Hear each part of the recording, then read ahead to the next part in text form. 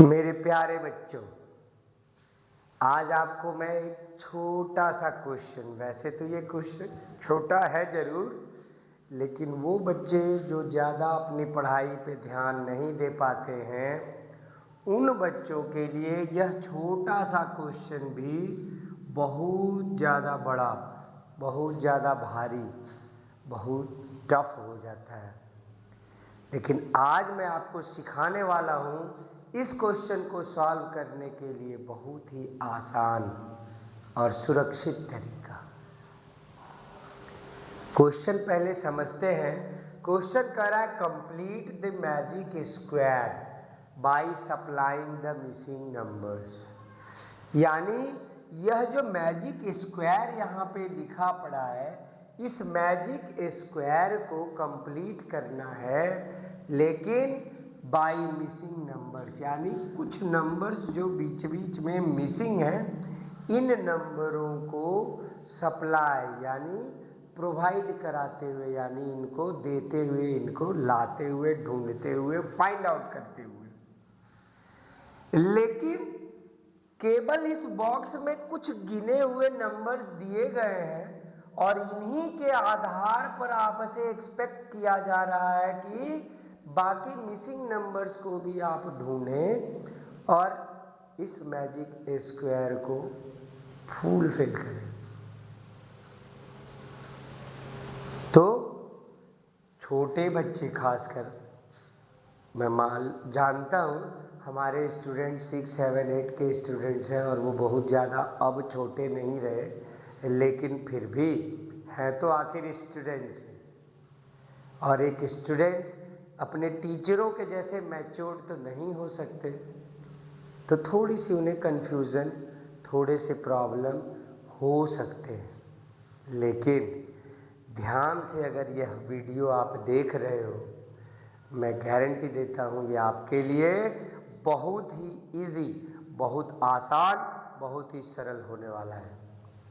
करना क्या है, पहले इन जो सारे ब्लॉक्स जिनमें अभी कोई नंबर दिए हुए नहीं है, यानी जो मिसिंग ब्लॉक्स हैं, आप अपनी मर्जी से अल्फ़ाबेट के कोई भी लेटर्स, ठीक है, मैं स्टार्ट करता हूँ यहाँ बी, या बी नहीं छोड़ दीजिए, एम, एन, तो अब ये ओ हो जाएगा।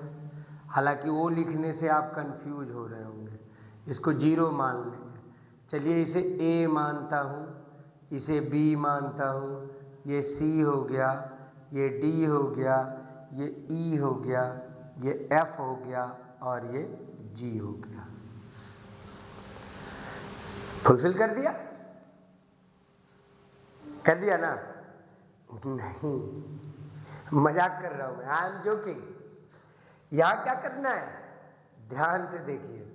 हमने डाला A B C D E और एफ जी, भाई इनके वैल्यू कहाँ हैं?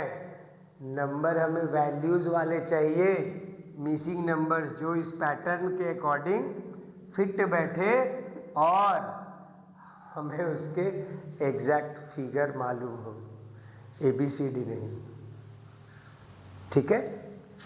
तो इसको समझने के लिए अब मैं आपके पास कुछ मंत्र देने जा रहा हूँ। देखिए मैजिक स्क्वायर में होते क्या है, जितने भी नंबर्स एक सीध में, एक लाइन में, चाहे वो हॉरिजॉन्टल हो, चाहे वो वर्टिकल हो, चाहे वो डायगोनल हो, मतलब तिरछा हो, हर कंडीशन में उस लाइन में आने वाले जितने भी नंबर्स हैं उनके सम यानी जोड़ हर कंडीशन में इक्वल होते हैं। यानी अगर मैं बात करूं तो यहाँ मेरे अकॉर्डिंग क्या होगा, देख लीजिए, अगर इस लाइन को मैं ले रहा हूँ हॉरिजॉन्टल, तो यहाँ हो जाएंगे a + 18 + 17 + 4, और ये इक्वल होंगे, देखिए अब इस लाइन वाले नंबर से,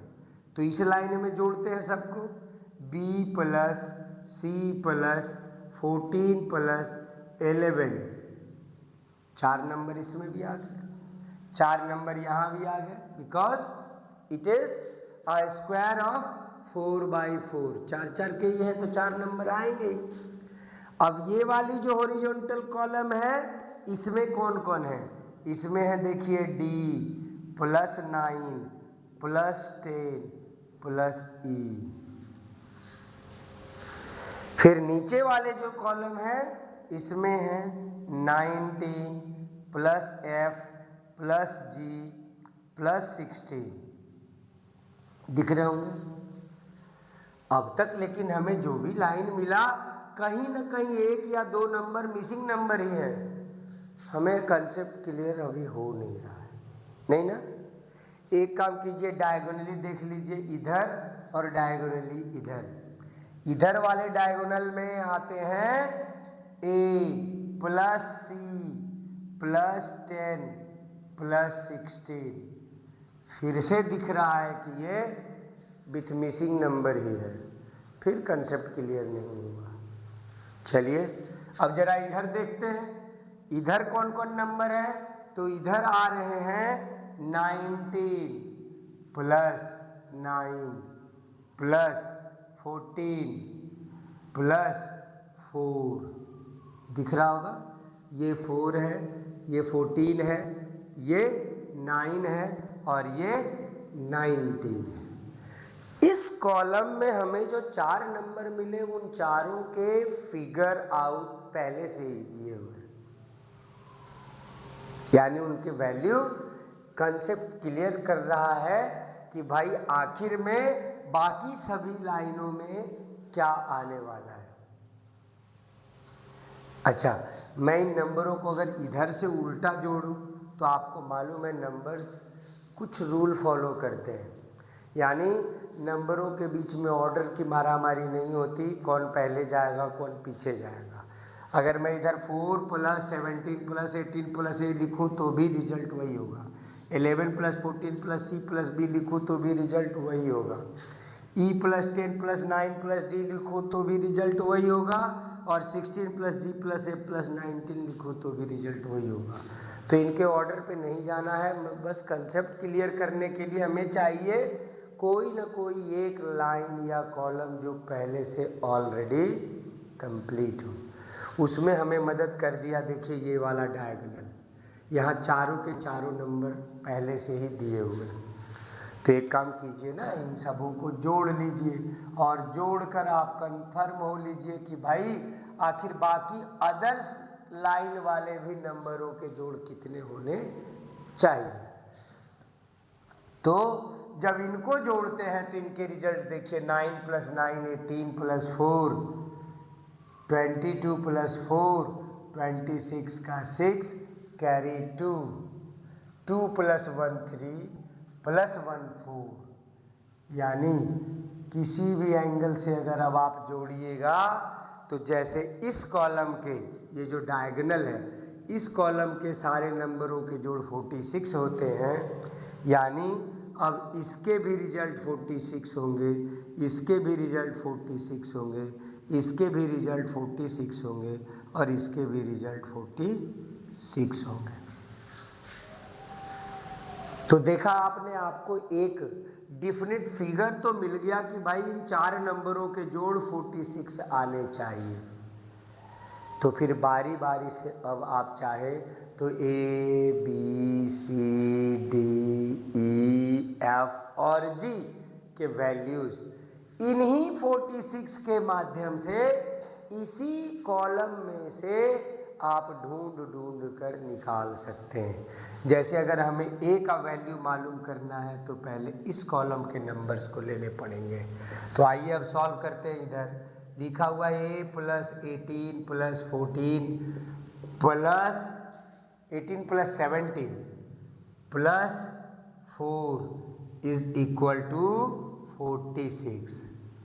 और अगर मैं इसको जोड़ूं तो A + 8 + 7 15 + 4 19 का 9 कैरी 1 + 1 कैरी 1, अब 1 + 1 2 + 1 3 39, यानी A + 39 = 46। सो दैट ए का वैल्यू निकालना हो तो अब 39 को इधर, जिसको कहते हैं ट्रांसपोजिंग, यानी ट्रांसफ़र ऑफ पोजीशन, पोजीशन बदलते हैं तो सिंबल बदल जाते हैं। ये तो आपको क्लास 5 में भी बताया गया होगा, 6 में भी आप पढ़ ही रहे होंगे, और 7 में तो आप ट्रेंड हो ही जाते हैं। यानी यहाँ ए का वैल्यू क्या मिलने वाला है, ये है 7। तो इससे ए के वैल्यू मिल गए। अब जब ए के वैल्यू मिल गए, हमें चाहिए, अब देखिए, अब बी का वैल्यू, डी का वैल्यू तो हम यहाँ से नहीं निकाल सकते। चलिए अब आते हैं, ए किसी और कॉलम में तो है नहीं है ना, तो ए का वैल्यू अब किस में है।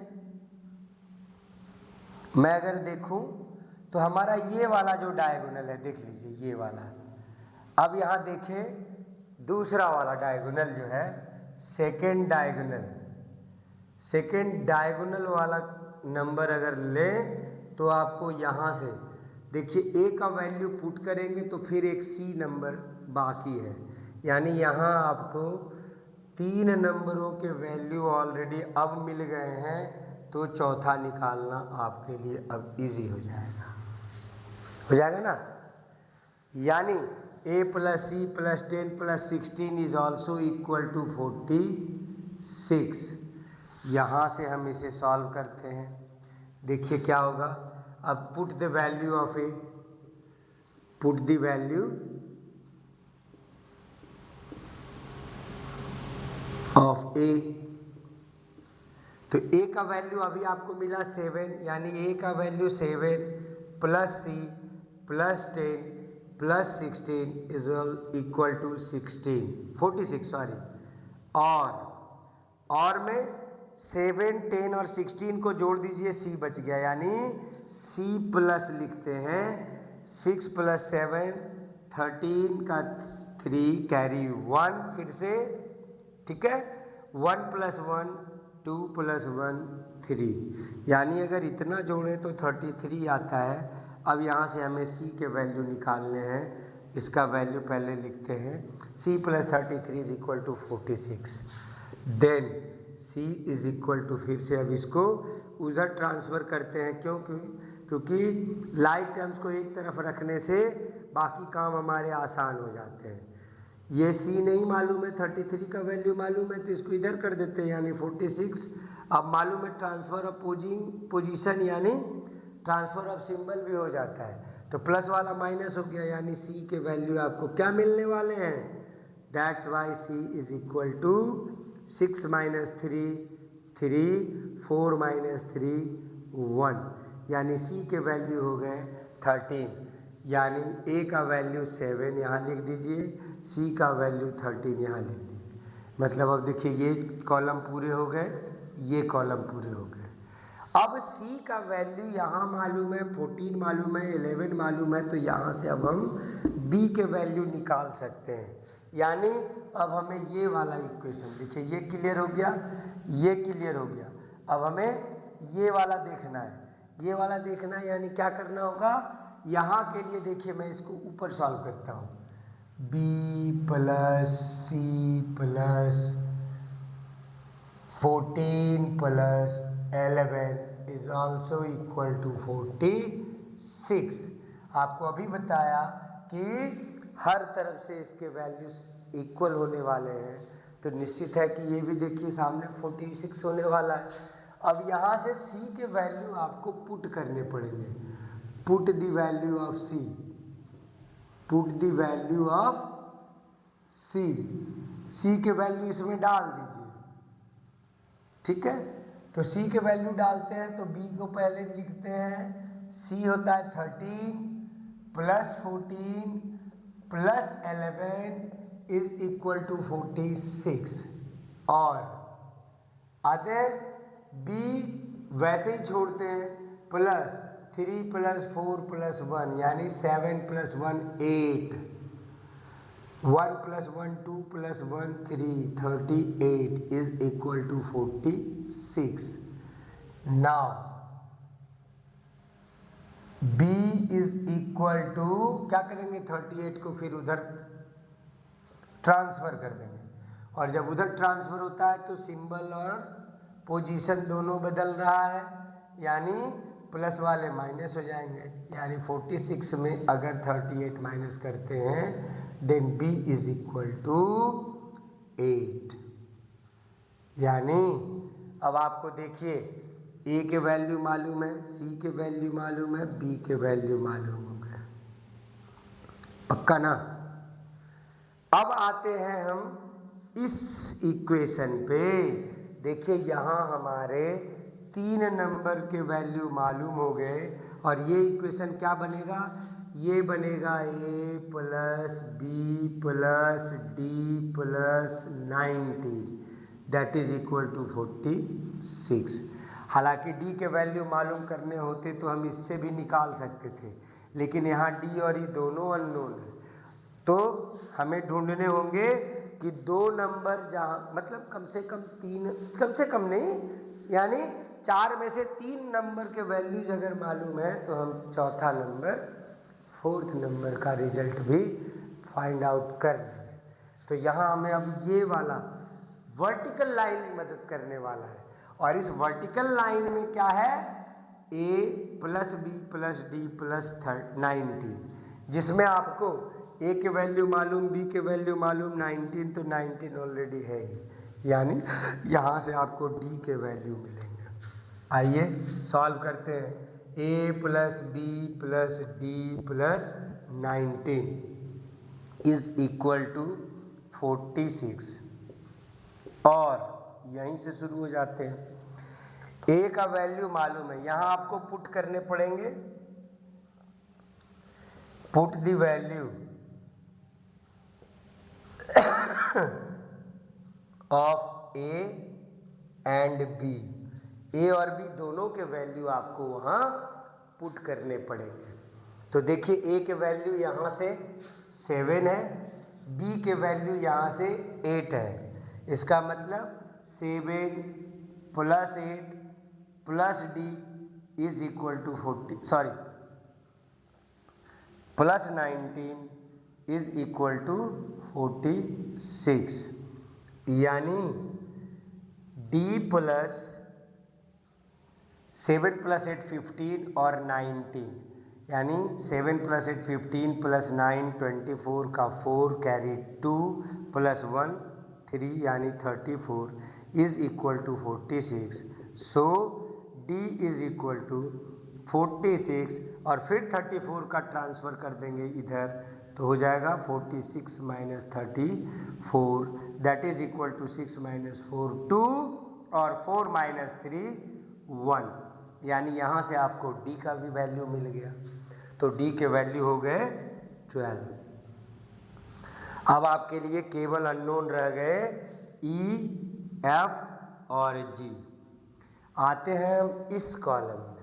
इस कॉलम में देखिए आपको ये मालूम है, ये मालूम है, ये मालूम है, ये नहीं मालूम है, तो हम इस वर्टिकल कॉलम का सपोर्ट लेते हैं। और इस कॉलम में है कौन, देखिए इस कॉलम में है 18 plus c plus 9 plus f, जिसमें c के वैल्यू आपको मालूम हो गए, यानी अब यहाँ से आप f के वैल्यू निकाल सकते हैं।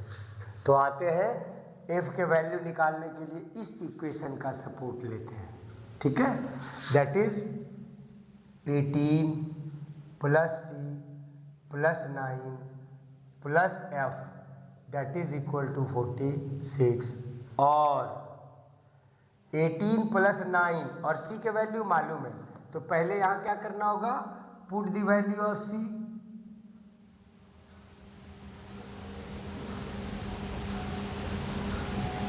Put the value of c, तो c के वैल्यू कहाँ है, c के वैल्यू देखिए यहाँ से आपको मिल गए c के वैल्यू 13, यानी क्या होगा, तब होगा 18 plus 13 plus 9 plus f is equal to 46, और f को इधर रखते हैं प्लस बाकी नंबरों को जोड़ते हैं, प्लस 3 11 प्लस 9 20 का 0 carry 2 1 + 1 2 + 2 40 that is equal to 46. So f is equal to 46 और इन 40 को फिर से ट्रांसफ़र कर देते हैं, यानी f के वैल्यू हो गए 6। तो हमने यहाँ से f के भी वैल्यू निकाल लिए, दैट इज 6। अब बच रहे हैं हमारे लिए g और e। यहाँ फिर से आपको दिख रहा होगा कि ये 3 नंबर ऑलरेडी वेल नोन है, हमें ये मालूम करने।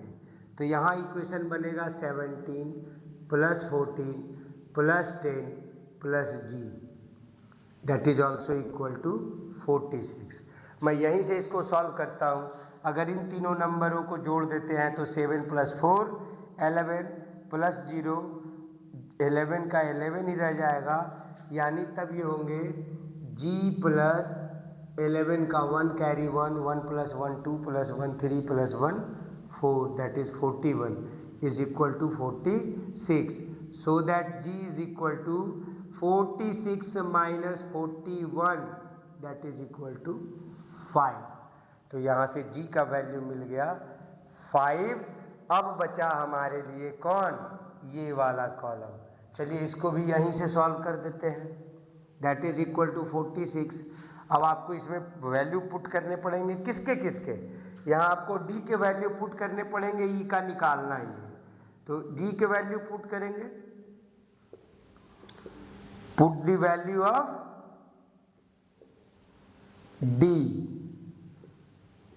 d का वैल्यू आपको मालूम है 12 है, तो d के वैल्यू 12 डाल देता हूँ, +9 + 10 + e इज इक्वल टू 46, यानी e + 0 + 9 9 + 2 1 का 11 का 1 carry 1 1 + 1 2 + 1 3 e + 31 is equal to 46।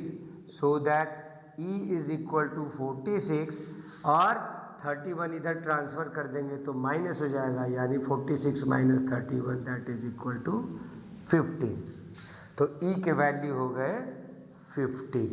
यानी इस तरह से आपको पूरे के पूरे मैजिक फिगर भी फुलफिल हो गए, और जहाँ की a का वैल्यू, b का वैल्यू, c का वैल्यू, d का वैल्यू और e का वैल्यू, f का वैल्यू और g का वैल्यू, सभी नंबरों के वैल्यूज़ भी आपको मिल गए। देखिए a का वैल्यू है, यहाँ से देखिए a का वैल्यू 7, b का वैल्यू इस इक्वेशन में है देखिए 8, c का वैल्यू देखिए इस इक्वेशन में है यहाँ 13, ठीक है।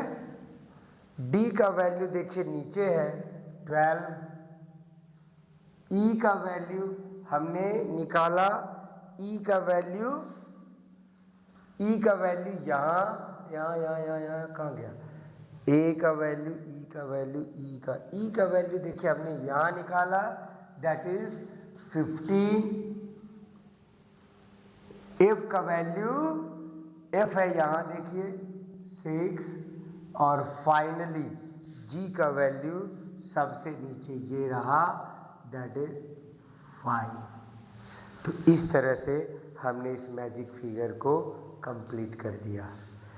अब आप कहेंगे सर इसमें टाइम तो बहुत लग गया। टाइम आपको सिखाने और समझाने के लिए, अदरवाइज करना कुछ नहीं है। किसी भी कॉलम में पहले ये ढूंढ लेना है कि क्या सारे के सारे नंबर्स फुलफिल हैं, यानी कोई ब्लॉक उस लाइन के खाली तो नहीं। क्यों? क्योंकि वही लाइन जिसके सारे नंबर्स भरे पड़े हैं वही आपको आगे बढ़ने का रास्ता बताएगा। और क्या करना है, उनके सारे नंबरों को पहले जोड़ लेंगे, जो रिजल्ट आया वो आपका बन गया रिक्वायर्ड सम, यानी अब हर तरफ से आपको उतने ही आने चाहिए। तो क्या करना है इसके बाद पहले ढूंढना है कि हम कितना इजीली इसको सॉल्व कर सकें। तो आपको मालूम है 4 नंबर में से अगर 3 नोन होगा तो आप एक चौथा नंबर अननोन नंबर है उसके वैल्यू निकाल सकते हैं, अगर उनके चारों के जोड़ मालूम हो तो उसी क्रम में आपको ढूंढने हैं कि कौन से कॉलम में 3 नंबर दिया हुआ है, एक चौथा नहीं है।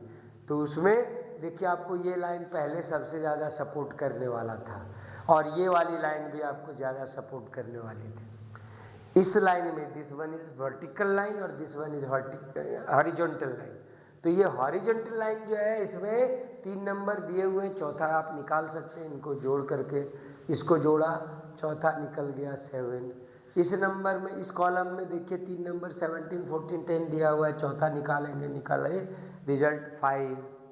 इसी तरह से जब ये और ये फुलफिल हो जाते हैं तो हमें क्या सपोर्ट मिला। अब देखिए यहाँ ये एक नंबर, ये दूसरा नंबर, ये तीसरा नंबर बच गया, ये चौथा हमें मालूम नहीं है।